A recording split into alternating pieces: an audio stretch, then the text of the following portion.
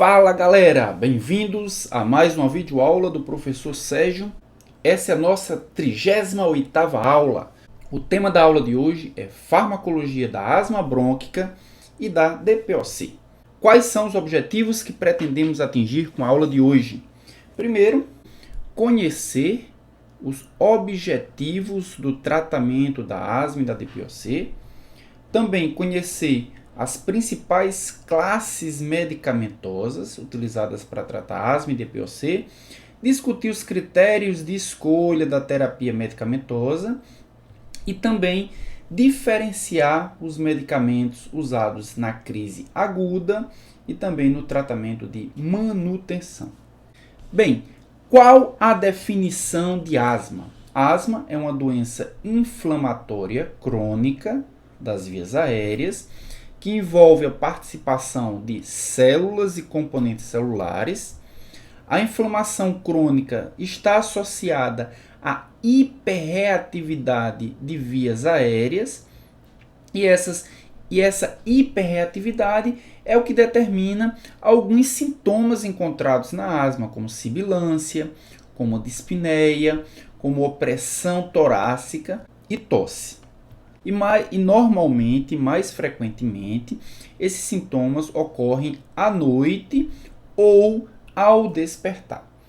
Esses episódios eles estão associados à obstrução variável das vias aéreas, mas essa obstrução ela é reversível, seja espontaneamente ou seja por meio de tratamento medicamentoso. Então, nessa definição, precisamos levar em consideração algumas palavras-chave, como doença inflamatória crônica, hiperreatividade das vias aéreas com sintomas como dispneia e tosse, principalmente à noite ou ao despertar, obstrução variável e doença reversível.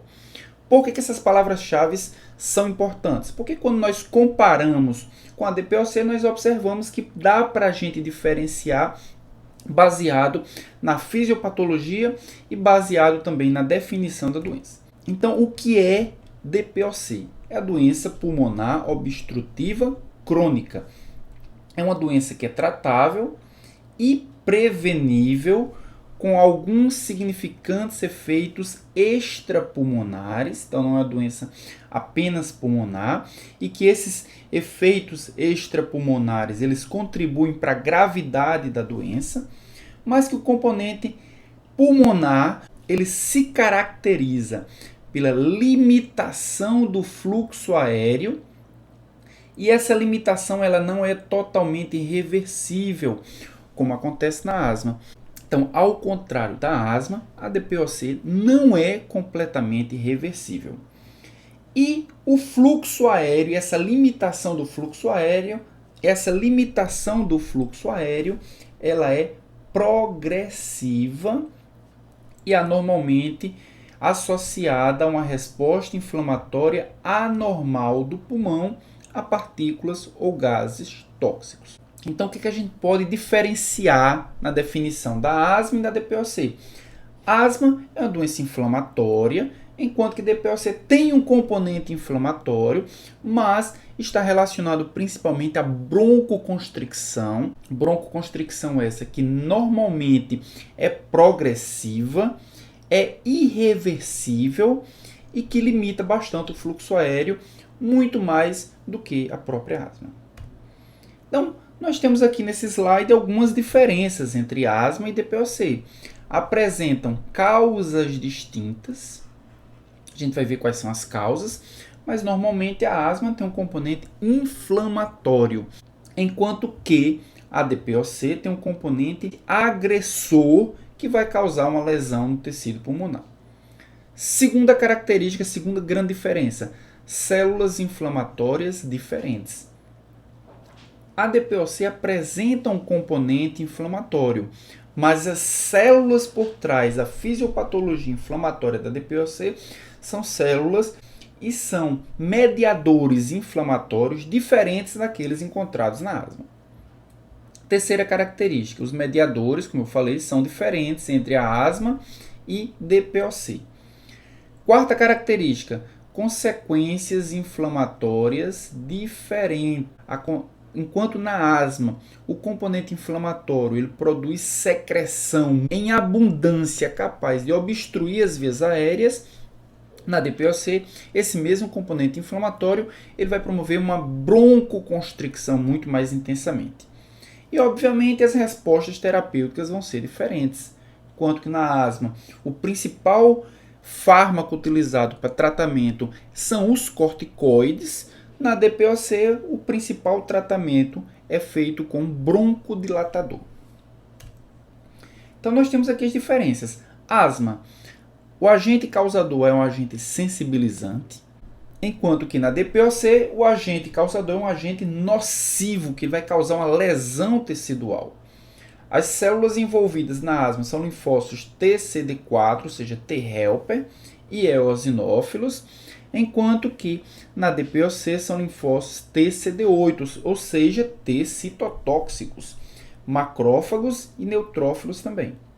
Na asma é uma doença completamente reversível, enquanto que na DPOC é uma doença completamente irreversível. Do ponto de vista epidemiológico, como nós podemos observar a asma no mundo? Pela legenda e pelas cores no mapa mundi, nós podemos observar que a asma é muito mais prevalente no Brasil, na América do Norte e também na Austrália. São os locais onde a asma apresenta um índice de prevalência acima de 10% da população. Então está laranja aí, o Brasil, por exemplo, acima de 10,1% da população apresenta asma. Quando nós estratificamos isso por faixa etária, nós observamos que a asma é uma doença muito mais prevalente em jovens, né, na população mais jovem. Então, quando nós levamos em consideração apenas os adolescentes de 13 a 14 anos, a asma sobe para 19% dessa população.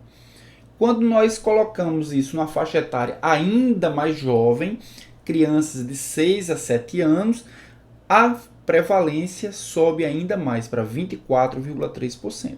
Então essa é uma característica da doença também. É uma doença que atinge prevalentemente mais jovens do que adultos. Já a DPOC apresenta uma prevalência em torno de 12% do Brasil, mas a faixa etária é diferente, principalmente adultos maiores de 40 anos. Então, uma prevalência parecida, mas numa faixa etária diferente.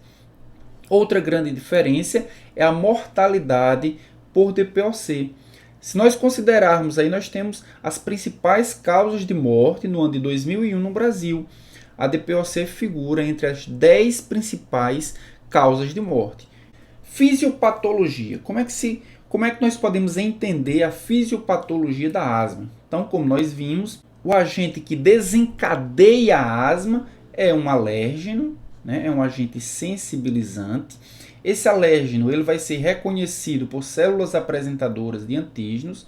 Nós temos aqui células dendríticas, nós temos aqui mastócitos. Essas células vão reconhecer esse alérgeno. Essas células elas vão processar esse alérgeno e essas células elas vão apresentar esse alérgeno processado, né, esse antígeno, a outras células. Nós temos aqui as células T helper, né, que são as CD4, e nós temos aqui os eosinófilos, são as duas principais células envolvidas na fisiopatologia da asma. As células T helper se desenvolvem em um subgrupo de células T helper chamada de T helper 2. E elas, de fato, vão produzir, a gente vai ver mais adiante, uma série de citocinas e interleucinas que vão ser responsáveis pela fisiopatologia da asma. Por hora, a gente vai entender quais são esses componentes que vão produzir os sintomas da asma. Então, inicialmente, nós podemos observar que as mucosas ou as glândulas mucosas, elas apresentam uma característica de hipersecreção e hiperplasia. Ou seja, as glândulas mucosas elas crescem em tamanho e elas crescem também em volume de muco produzido. Além disso, por meio da produção de citocinas, há uma vasodilatação. Vasodilatação essa que colabora com o extravasamento de plasma e edema e contribui ainda mais com a produção do tampão mucoso.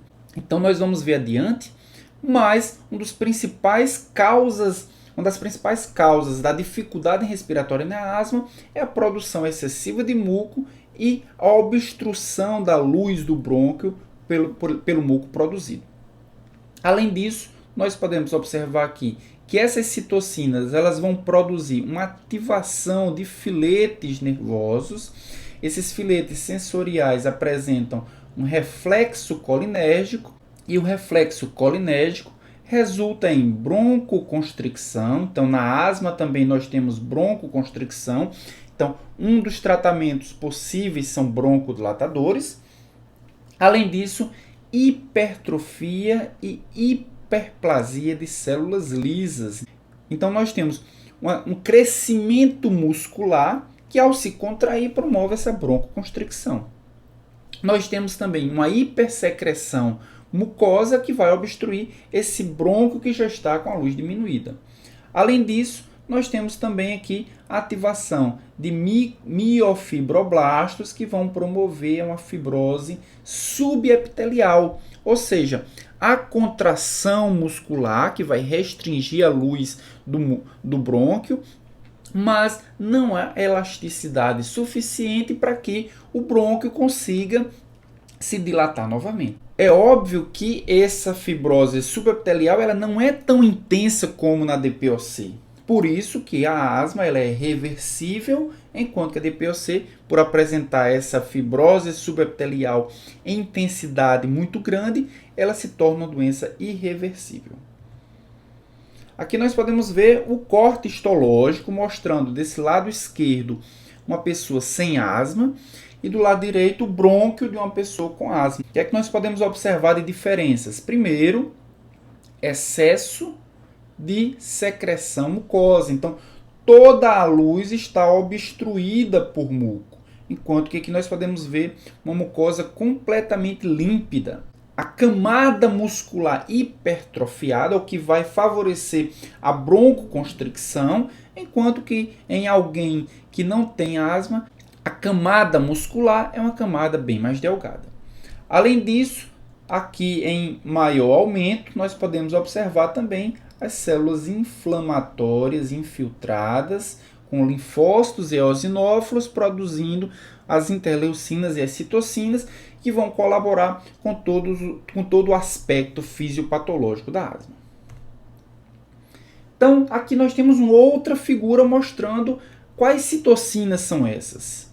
Então, aqui os alérgenos que vão ser detectados pelas células apresentadoras de antígeno. Se a célula apresentadora de antígeno vai apresentar o antígeno processado para um linfócito T helper do tipo 2, esses linfócitos T helper irão produzir uma série de citocinas, como as neutrofinas, que vão ativar os neurônios e esses vão produzir neuropeptídeos. Além disso, os linfócitos T helper vão produzir fator de liberação da histamina e neuropeptídeos que irão favorecer o desenvolvimento e ativação de mastócitos. Irá produzir interleucina 5, que irá atuar sobre eosinófilos, ativando e aumentando a produção de citocinas por essas células, e interleucina 4, que irá ativar também os plasmócitos. O que é que cada uma dessas células irá fazer? Então, os neuropeptídeos produzidos pelos neurônios, assim como a histamina, leucotrienos e citocinas produzidos pelos mastócitos, irão aumentar a reação asmática crônica, produzir uma broncoconstricção, edema vasogênico, hipersecreção de muco, inflamação crônica e remodelamento das vias respiratórias. Isso também é causado pelos leucotrienos e citocinas produzidos pelos eosinófilos. Então, esses 3 tipos celulares, eosinófilos, mastócitos e neurônios, irão produzir essas reações na asma crônica, reações asmáticas crônicas. Enquanto que o plasmócito, que foi ativado pela interleucina 4, seja ela produzida pelos linfócitos TH2, ou seja ela produzida pelos próprios eosinófilos, isso é uma amplificação da reação asmática, irá produzir IgE, imunoglobulina E, irá ativar mastócitos, que por sua vez irá produzir histamina, leucotrieno, fator de ativação das plaquetas, o que irá aumentar ou irá promover a reação asmática aguda, broncoconstricção, edema das vias respiratórias e produção de muco. Então, reações asmáticas agudas são produzidas principalmente por mastócitos via IgE, enquanto que reação asmática crônica também é produzida por mastócitos, por eosinófilos e também pelos neuropeptídeos produzidos pelos neurônios. Já a DPOC é causada principalmente por um agente agressor, como por exemplo a fumaça do cigarro, bem como outros agentes irritantes. A fumaça do cigarro e os agentes irritantes irão ativar células epiteliais das vias respiratórias e também macrófagos. E o que é que essas células irão produzir? Irão produzir também citocinas, irão produzir interleucinas próprias, que irão ativar fibroblastos, responsáveis pela fibrose das pequenas vias aéreas, mas aqui um detalhe, esses fibroblastos eles vão produzir uma fibrosa muito mais espessa do que aquela encontrada na asma. Além disso, na DPOC, os linfócitos que serão ativados não são linfócitos T helper, serão linfócitos T citotóxicos, linfócitos TCD8. Esses linfócitos T citotóxicos vão ser responsáveis pela destruição da parede alveolar. Por isso que a DPOC é uma doença irreversível.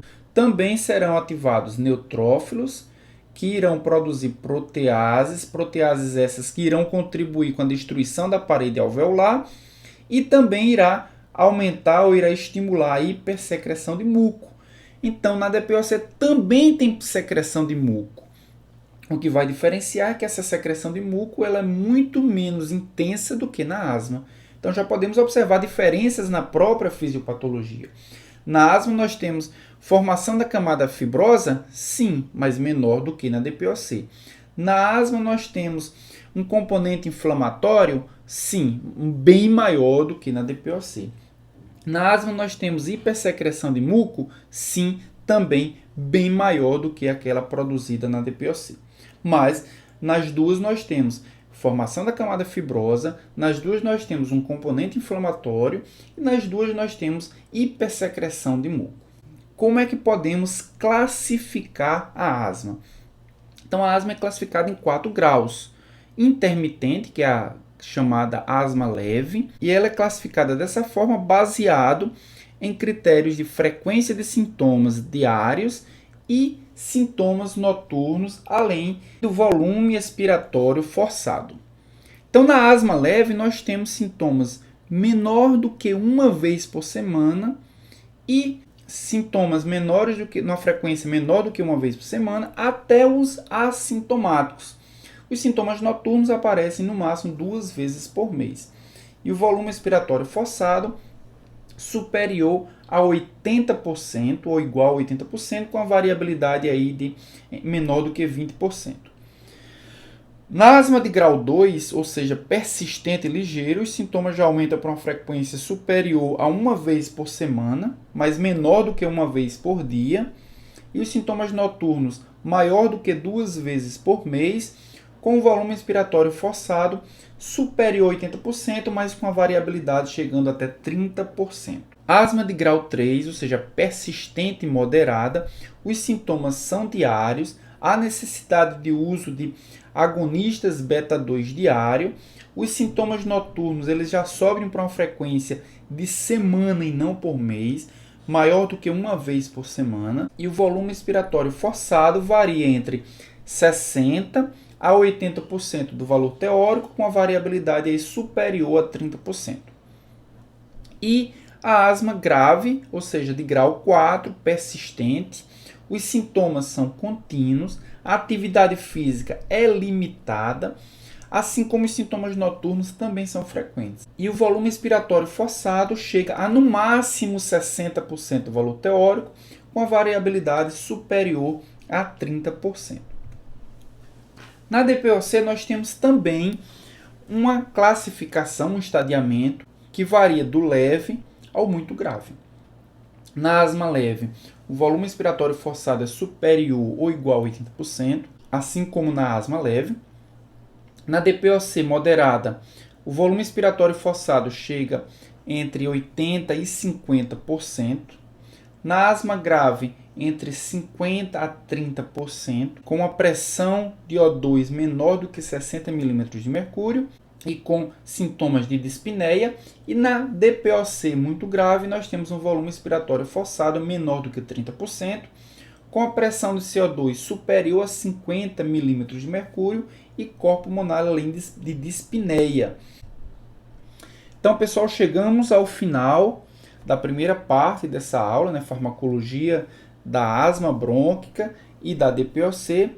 Na segunda metade dessa aula, segunda e última parte dessa aula, nós veremos como essas duas doenças são tratadas. Então, até lá.